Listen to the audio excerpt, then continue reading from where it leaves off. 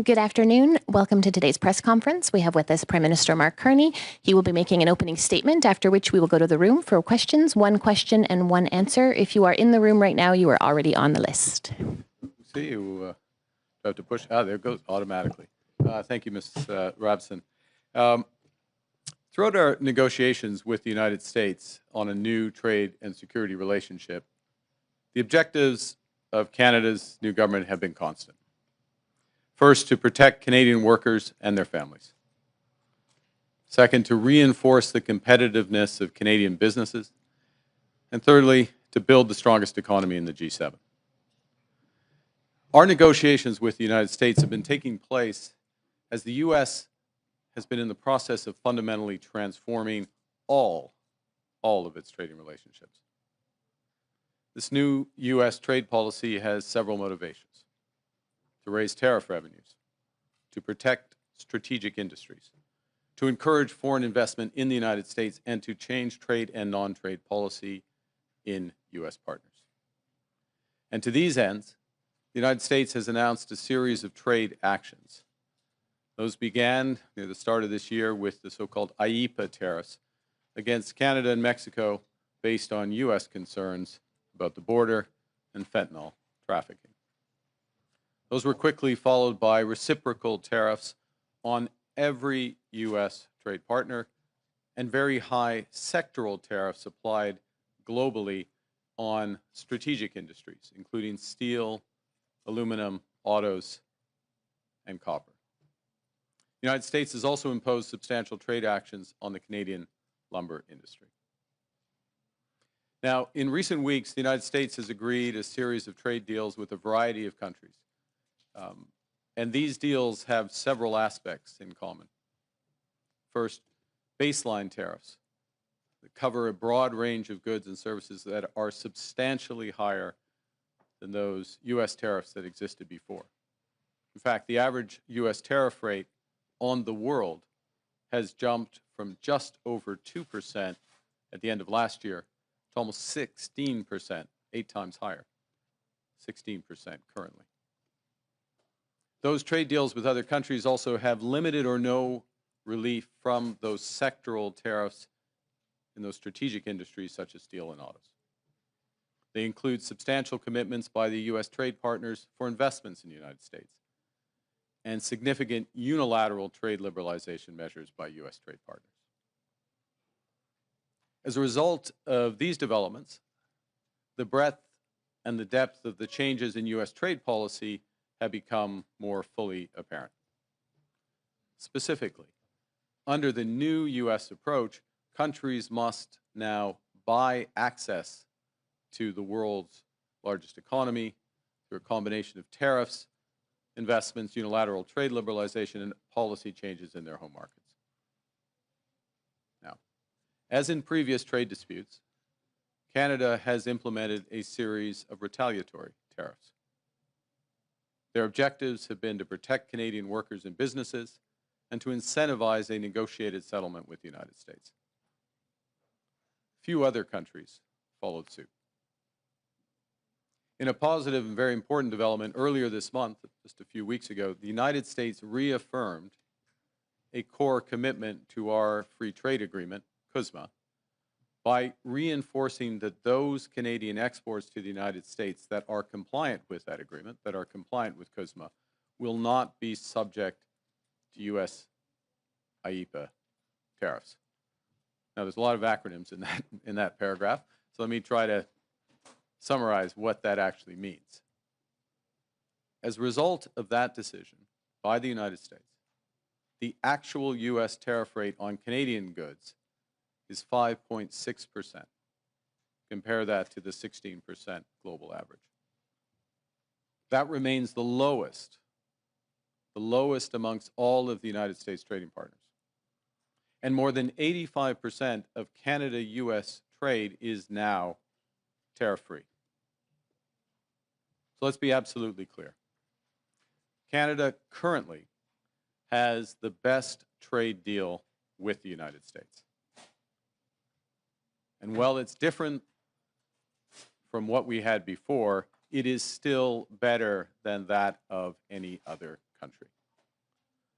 So as we work to address outstanding trade issues with the United States, it's important, it's vital. We do everything we can to preserve this unique advantage for Canadian workers, Canadian businesses. And doing so will require both building on a soon-to-be revised CUSMA, our free trade agreement with the U.S. and Mexico, as well as developing a new form of trade and security partnership with the United States. In this context, and consistent with Canada's commitment to CUSMA, I'm announcing today that the Canadian government will now match the United States by removing all of Canada's tariffs on U.S. goods specifically covered under CUSMA. Soyons clairs, le Canada a en ce moment le meilleur accord commercial avec les États-Unis. Oui, il est différent des accords du passé, mais il est déjà mieux que ce que les États-Unis ont conclu avec tout autre pays. Nous nous affirmons à régler les enjeux commerciaux en suspens avec les États-Unis et pendant ce temps, il est important de faire tout ce que nous pouvons pour préserver l'unique avantage que nous avons pour les travailleurs canadiens et leurs familles. Nous devrons donc nous appuyer sur l'ACM, qui sera revu sous peu et nouer une nouvelle forme de partenariat de commerce et de sécurité. Dans ce contexte, et conformément à l'engagement du Canada à respecter l'ACM, j'annonce aujourd'hui que le gouvernement du Canada prendra des mesures équilibrantes à celles des États-Unis et éliminera tous les droits de douane canadiens sur les marchandises américaines qui sont visées par l'ACM. Cette décision entraînera en vigueur le 1er septembre 2025. This decision will take effect, September 1st of this year. So in short, the situation we're in now is that Canada and the United States have reestablished free trade for the vast majority of our goods.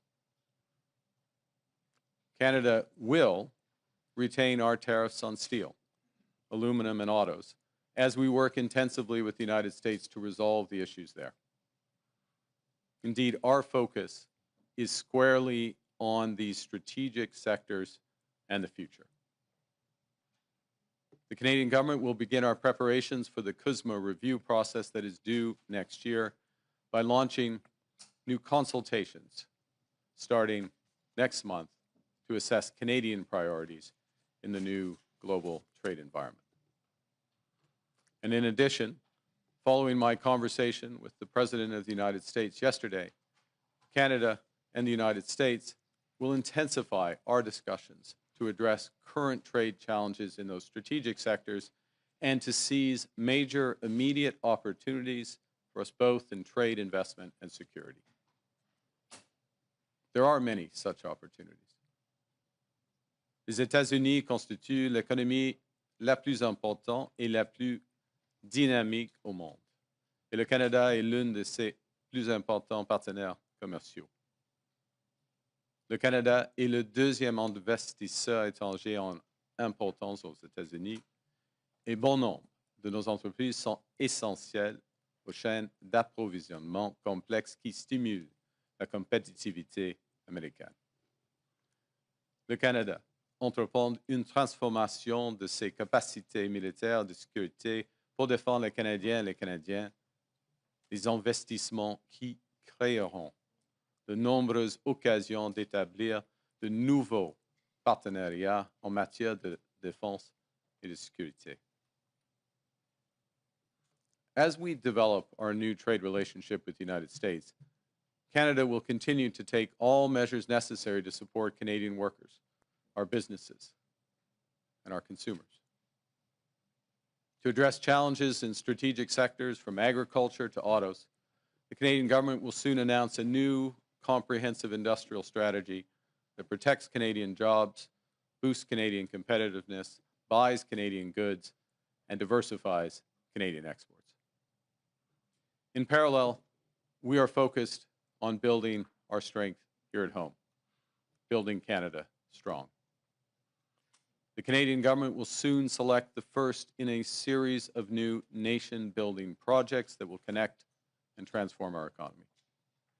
We will catalyze investment and create higher-paying careers through our new defense industrial strategy.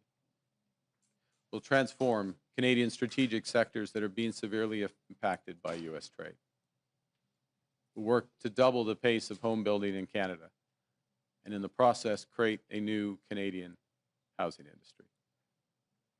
And we will develop new and stronger partnerships throughout the world.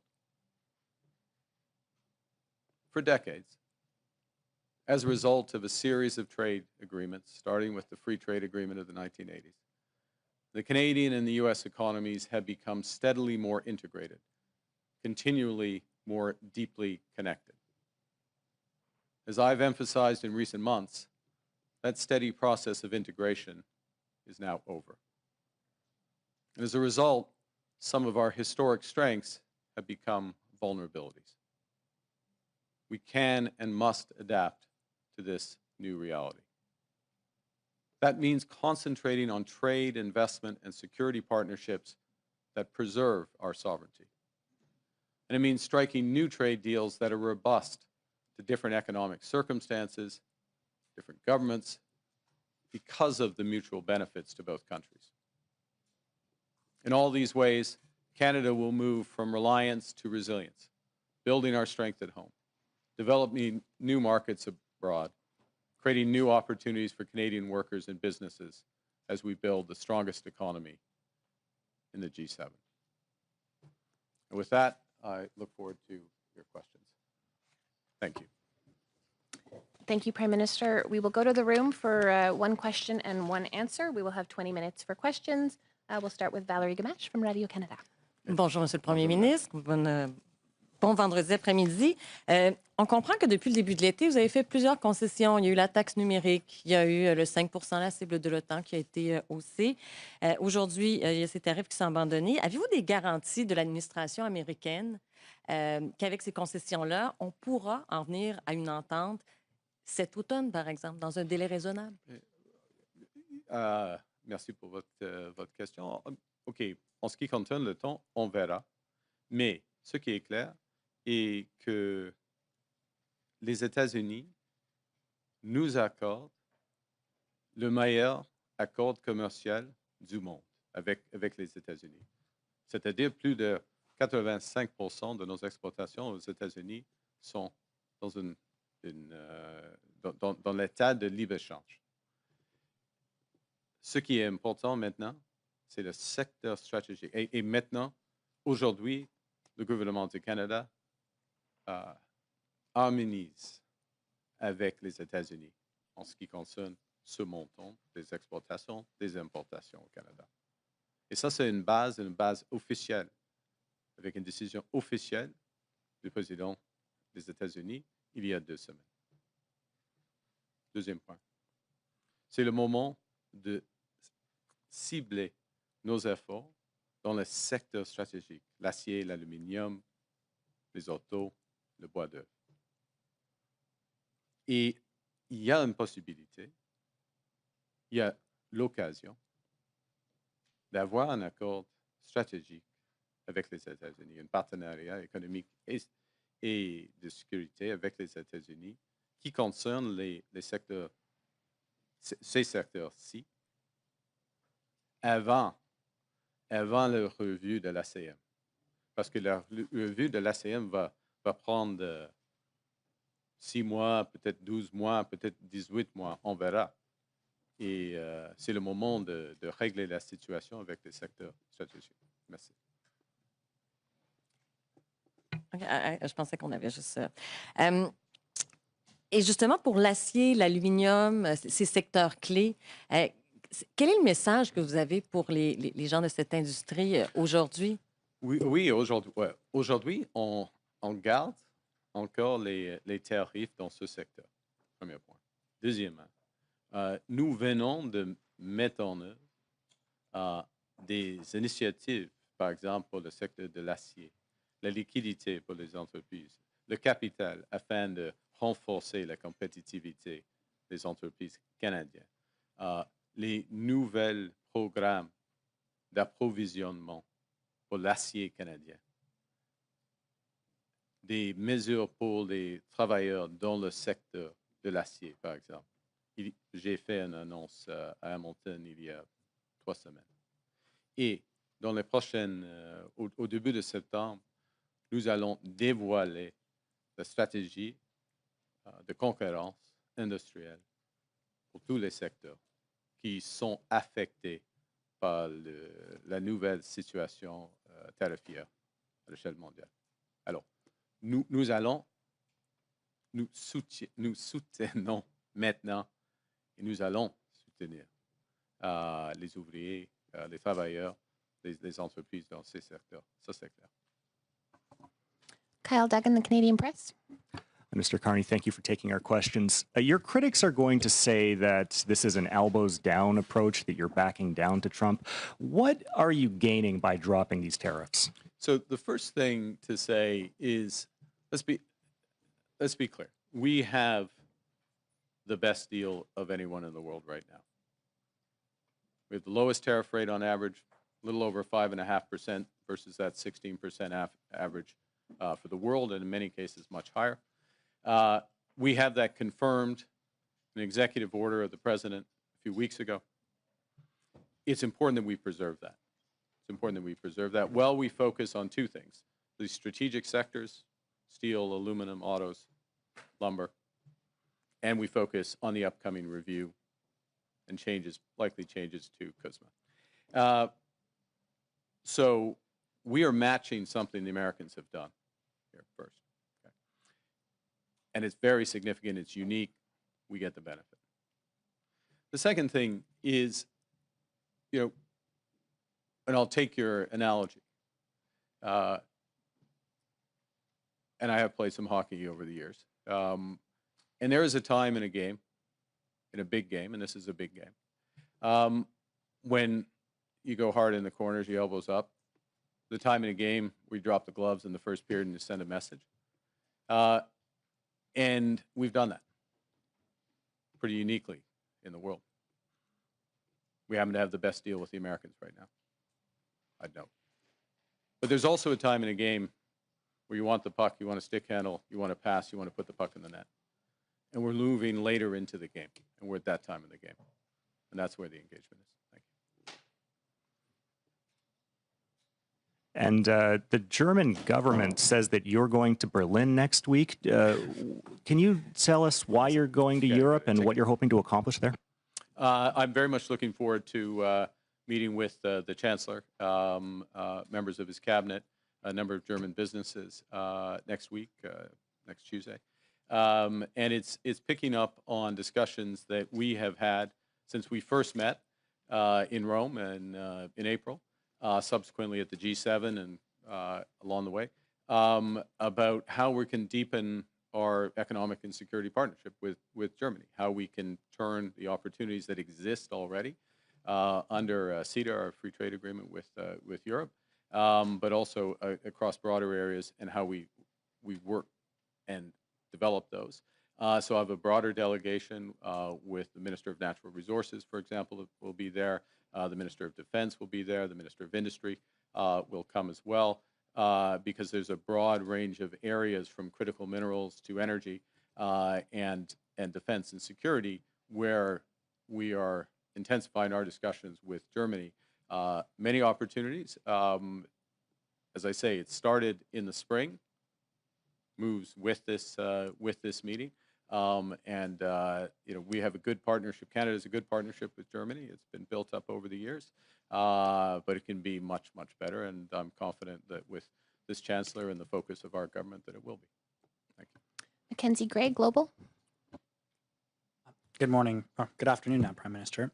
You've dumped the digital services tax. You haven't responded to additional increases in tariffs from the Americans, and now you're removing counter tariffs here with no changes from the U.S. side in terms of how things are going. Why do you think appeasing Donald Trump in this trade war will work for Canada? Well, the first thing is we're matching what the United States has done, what the president has done. We have the best deal of any country with the United States right now. 85% of our trade is tariff-free. We are taking this step, which doesn't include the strategic sectors, but matches what they have done. It's in the spirit of CUSMA, our free trade agreement with the U.S. and Mexico, and it gives a good foundation to build on that. That's the first point.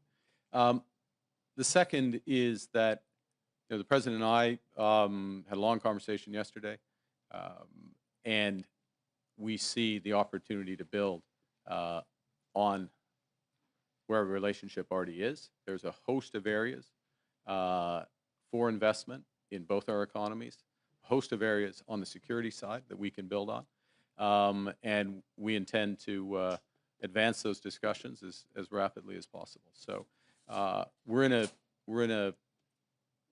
foundation is very strong. The opportunity is great, and we want to focus on those opportunities both. And I want to emphasize this. I know it's a little complex, but there is a review of CUSMA coming, that free trade agreement.